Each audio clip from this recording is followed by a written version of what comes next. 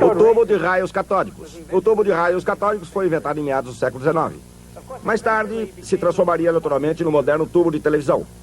Mas antes que acontecesse essa desgraça, ele serviu a um útil objetivo. É o que vamos ver. Este é um tubo de raios catódicos particularmente simples. Ele consiste de um tubo de vidro no qual se faz vácuo com 2 eletrodos no interior. Agora vou aplicar 20.000 volts nesses 2 eletrodos. Antes, vou apagar as luzes para que possam ver o que acontece. Bem, como podem ver, seu interior é fulgurante. Também podemos observar que essa cruz de malta projeta uma sombra na extremidade. A cruz de malta é o eletrodo positivo. Observem como posso movimentar facilmente a sombra de um lado para outro, simplesmente aproximando um ímã como esse.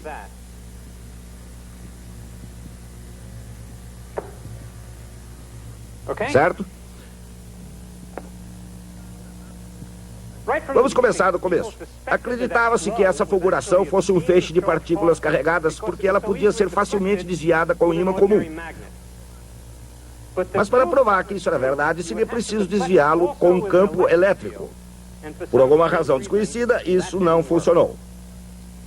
Foi então que apareceu um cientista britânico chamado J.J. Thomson.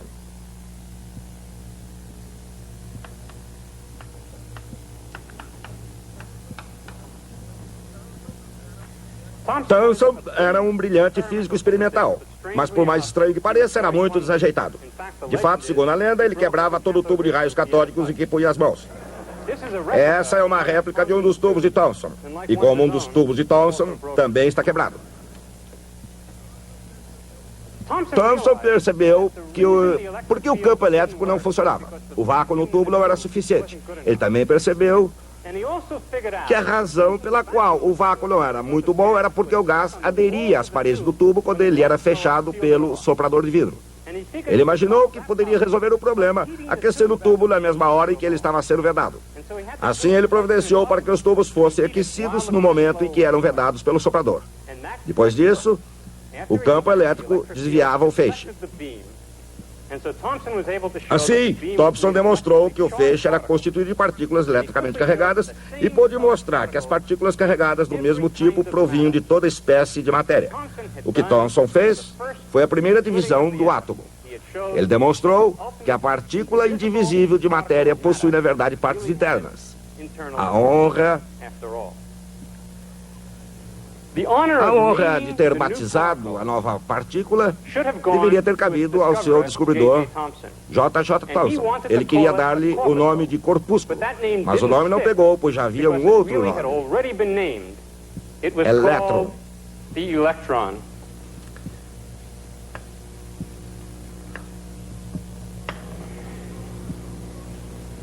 Assim, J.J. Thomson dividiu o átomo e descobriu o elétron cozinhando os seus tubos. Esse nome, elétron, deu início a uma tradição na física. A tradição de se dar a unidades individuais nomes que acabam em ONS. Assim, por exemplo, a unidade individual da luz é um fóton. A unidade do som é chamada fônon. A unidade de matéria é um próton. Temos ainda os nêutrons e assim por diante. De fato, os sociólogos descobriram recentemente que até mesmo as populações humanas possuem unidades individuais, chamadas persons.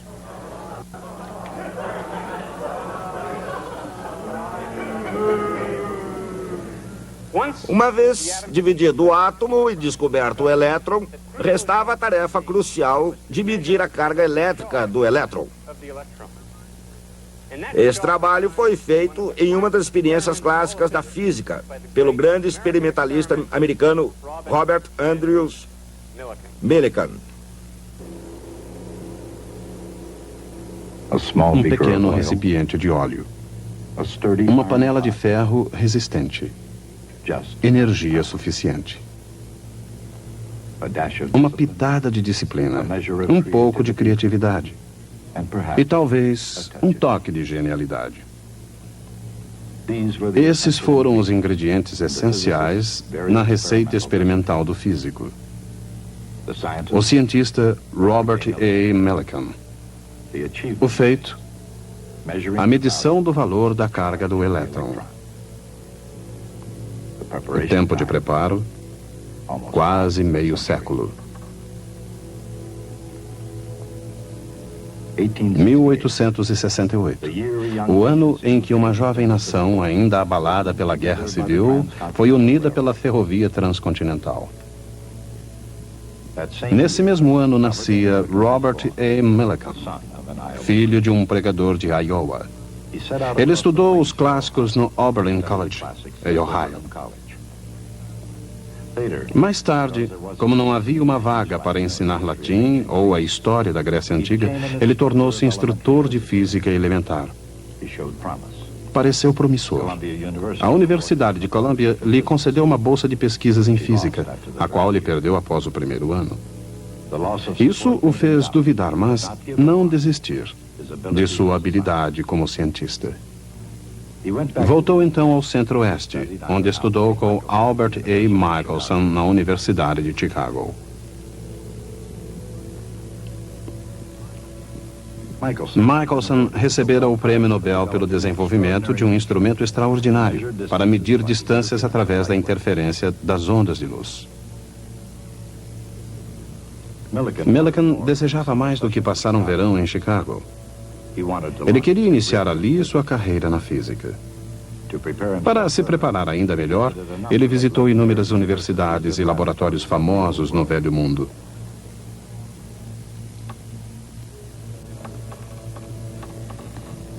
Antes que os Estados Unidos se destacassem nas ciências, a Europa era o continente que mais inspirava as descobertas científicas. Antes da Primeira Guerra Mundial, a inspiração de Millikan era moldada não apenas pelas sombras de Newton e Galileu, Kepler e Copérnico, mas pelo fato que ele poderia caminhar entre os gigantes vivos e em sua própria época. O inglês William Hansard, descobridor do hélio, do neon, do xenônio e do criptônio, Wilhelm Röntgen, o alemão descobridor do raio-x, Guglielmo Marconi e Karl Braun, que desenvolveram o telégrafo sem fio. Assim como acontecera com Leibniz e Newton em relação ao cálculo, eles fizeram suas descobertas simultaneamente, mas não em conjunto. Albert Einstein, Max Planck e Johannes Stark trabalhavam com afinco na Alemanha. Mas as maiores influências diretas sobre Millikan parecem ter sido britânicas. J.J. Thomson e seu aluno H.A. Wilson nos laboratórios Cavendish. O elétron, o raio-x, a radiação, descobertas como essas fizeram da física uma fronteira excitante. E Millikan estava ansioso para cruzá-la. Mas Millikan era cuidadoso no seu trabalho. Mais de 10 anos ainda se passariam antes que ele começasse a deixar sua marca no mundo da física.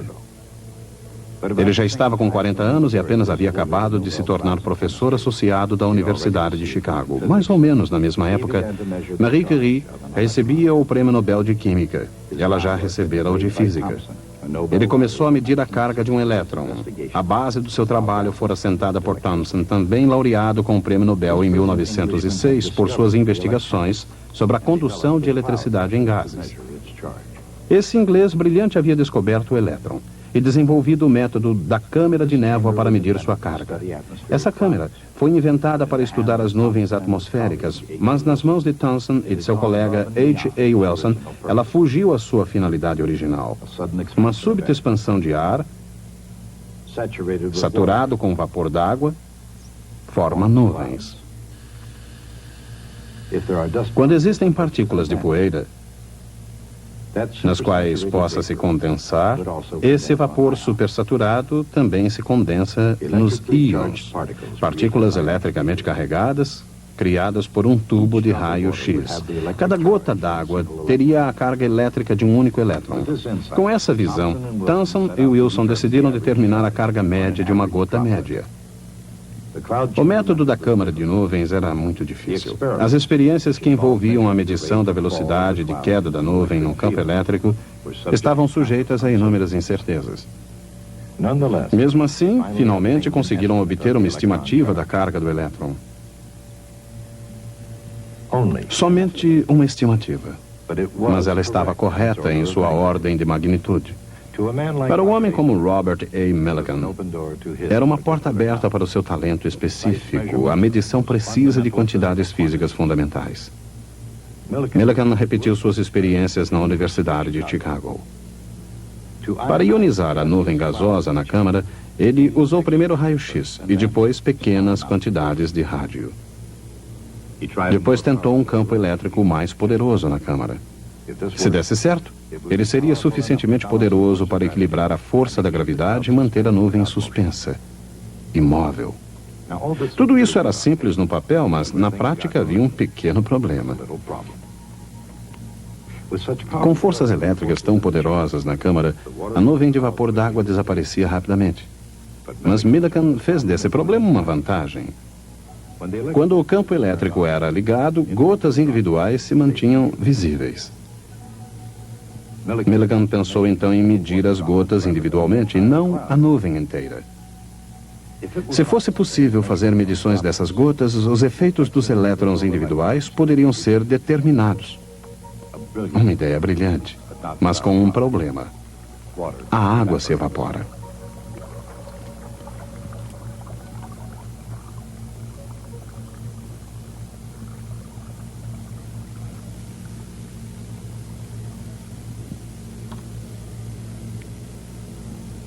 Em vez da água, pensou Millikan, por que não usar gotas de óleo?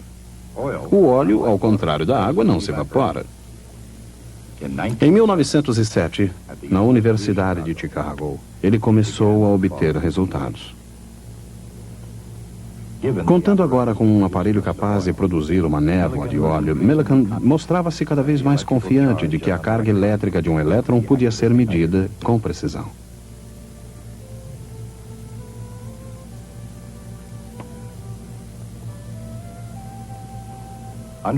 Sob sua orientação, Harvey Fletcher, um estudante da Brigham Young University, sugeriu um vaporizador. O primeiro aparelho de Fletcher para a experiência das gotas de óleo, assim como a ideia original de Millikan, era simples, eficaz e brilhante. Foi uma associação que começou a dar resultado.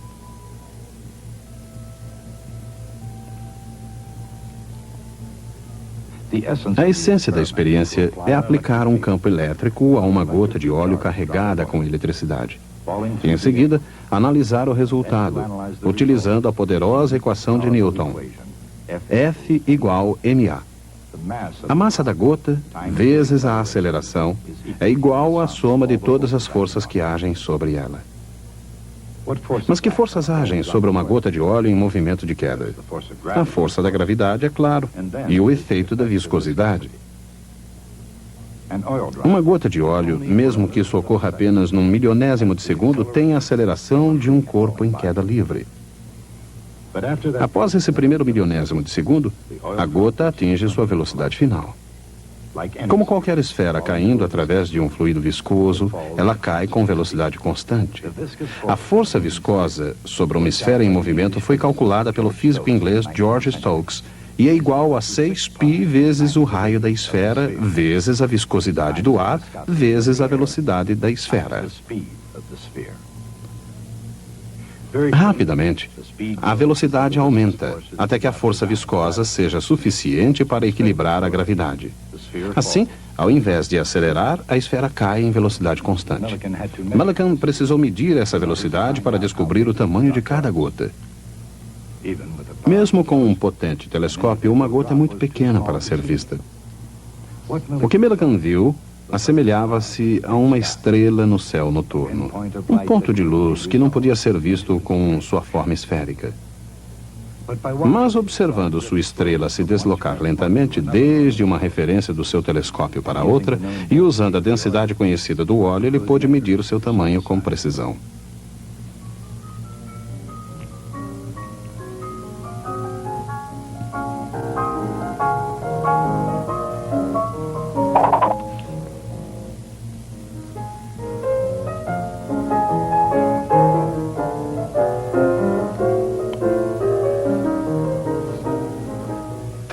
Agora ele podia ligar o campo elétrico e criar uma força elétrica dada pelo produto do campo elétrico pela carga da gota.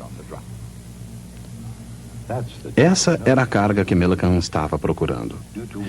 Seja ela devida a um único elétron ou a um pequeno número deles, ela seria um múltiplo inteiro da unidade fundamental de carga elétrica. Com a força elétrica, ele podia impulsionar a gota para cima até que ela atingisse novamente uma velocidade constante. Juntamente com a velocidade medida, com o campo desligado, a nova velocidade lhe proporcionou tudo o que necessitava para encontrar a carga.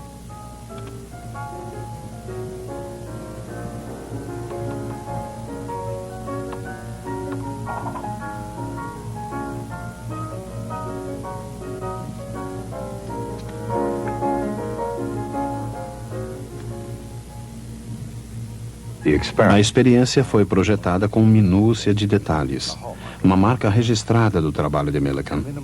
Para reduzir ao mínimo a turbulência sobre as gotas de óleo que caíam entre placas paralelas, uma pesada panela de ferro foi projetada para conter e proteger as placas. O ar era filtrado com lã de vidro antes de entrar no vaporizador, que deveria lançar a mais fina possível nuvem de gotas de óleo na câmara. Mesmo a luz que iluminava as gotículas foi pesquisada. Uma solução de sulfato de cobre e um tubo de água de 1 metro de comprimento deveriam remover o excesso de calor produzido pela luz. Quando chegou a hora, Millikan tomou todas as providências para que nada atrapalhasse a experiência. Cronômetro na mão, durante horas ele observou através de seu telescópio o que acontecia dentro da câmara. Bem no coração da câmara, ele veria uma única gota de óleo carregada de eletricidade brilhando como uma estrela. Sob a influência da gravidade e da viscosidade, a gota deveria cair. A pequena estrela deveria cair, alcançando a referência superior do telescópio. Aí, e somente aí, Millikan ligaria o cronômetro. A estrela continuaria a cair até alcançar a referência inferior. Millikan registraria o tempo de queda de cada gota. Em seguida, ligaria o campo elétrico, transformando a gota de óleo numa estrela em ascensão. Na referência inferior, ele começaria a observação da subida da gota até que ela cruzasse a linha de referência superior. Muitas e muitas vezes, ele observaria a subida e descida da gotícula. Muitas vezes observando uma única gota durante horas a fio. Centenas de medidas foram obtidas, registradas e analisadas para produzir a medição mais precisa jamais obtida da unidade fundamental de carga elétrica. Os valores finais publicados, 4,77 vezes 10 elevado à potência menos 10 em unidades eletrostáticas, apresentaram uma diferença de apenas 2% dos resultados obtidos antes da utilização de óleo na experiência.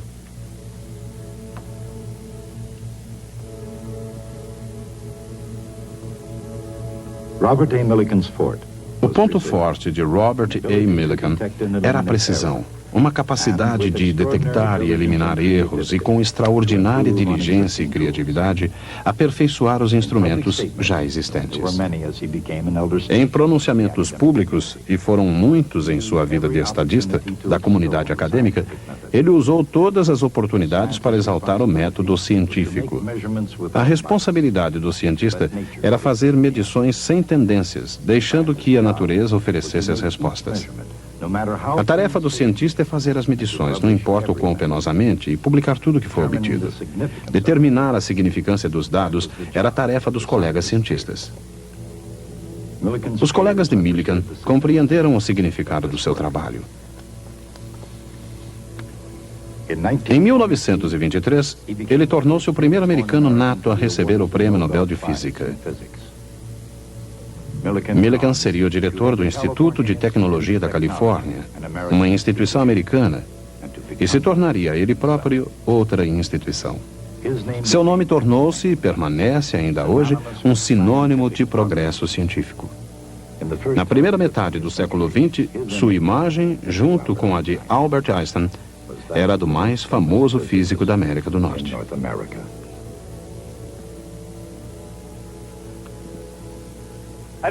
Gostaria que vocês vissem como foi essa experiência. Quero que observe uma coisa. Essa lata.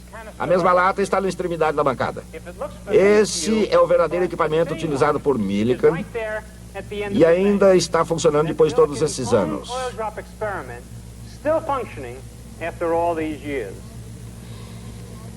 Agora tenho algo verdadeiramente extraordinário que gostaria que vissem. Millikan reuniu os resultados obtidos em suas experiências para posterior publicação numa revista científica de alcance internacional. Mas antes disso, ele precisava de um lugar para anotar os resultados das experiências no momento em que elas aconteciam. As anotações foram feitas nesse caderno. Não havia intenção de se mostrar esse caderno a ninguém. Era apenas para uso de Millikan. Esta página tem a data de quarta-feira, 20 de dezembro de 1911. Aqui, Millikan anota a temperatura e a pressão do aposento. E aqui, sob a inicial G, de gravidade, uma série de números. Cada um deles representa o tempo que cada gota de óleo levou para cair entre as duas referências do seu telescópio. Numa coluna semelhante, sob a inicial F, o campo elétrico e, novamente, o tempo consumido na queda de cada gota de óleo. A partir desses tempos, ele calcula as velocidades V1, V2 e etc. Usando essas velocidades, ele encontrou o logaritmo de V1 mais V2. Assim, ele pôde acrescentá-lo à metade do logaritmo de V1. E, finalmente, Millikan chega ao seu resultado. Em seguida, escreve: este é um resultado quase exatamente correto. Como podia ele afirmar isso? Admitia-se que ele estivesse procurando uma constante fundamental da natureza cujo valor não sabia com antecedência. Por que ele diz, isto está correto? Em outra página ele escreve, beleza. Nesta página, beleza, publicar. Em outra, muito baixo, alguma coisa está errada. Aqui uma nota muito reveladora. Não muito certo da distância, 1,273. Essa é a questão.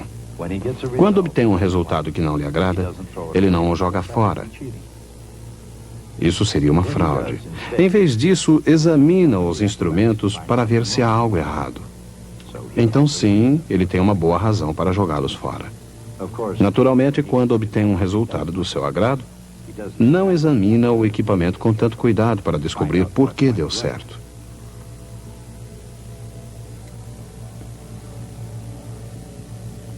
Naturalmente, isso cria uma predisposição de obter os resultados desejados.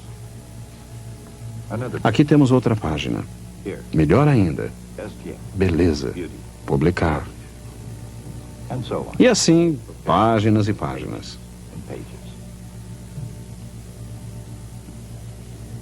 Isso não quer dizer absolutamente que Robert Millikan foi um mau cientista. Não foi. Ele foi um grande cientista. Mas, ao examinarmos essas anotações, podemos ter um breve relance de como a ciência é realmente praticada. O que Millikan fazia não era fraude. Ele usava seu julgamento científico. E, de fato, é preciso que seja assim, porque ninguém jamais tropeça numa descoberta científica. Cada descoberta ocorre durante uma experiência que foi minuciosamente projetada para produzir os resultados que o cientista espera obter. E o cientista sabe que muito provavelmente a fama virá no caso de uma grande descoberta. Assim, o que impede que alguém faça uma descoberta que não é verdadeira? A resposta é a seguinte: a experiência deve ser reproduzível em qualquer outro lugar por qualquer outra pessoa para que se possa confirmar que os seus resultados são corretos. Costuma-se dizer que o imenso sucesso de um determinado empreendimento científico é o resultado de algo chamado método científico, e que uma parte vital desse método é a coleta sem preconceitos, desapaixonada e imparcial de dados científicos.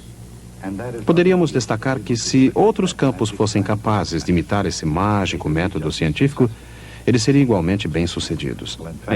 Mas esse não é bem o caso. A paixão e o preconceito não estão nunca muito distantes do processo científico. A garantia contra isso não é a imparcialidade do artista, mas sim que todos os cientistas acreditam, do fundo de seu ser, que as experiências podem ser repetidas. Essa crença é o dogma fundamental da fé de todo cientista. E eu tenho fé de encontrá-los aqui na próxima vez.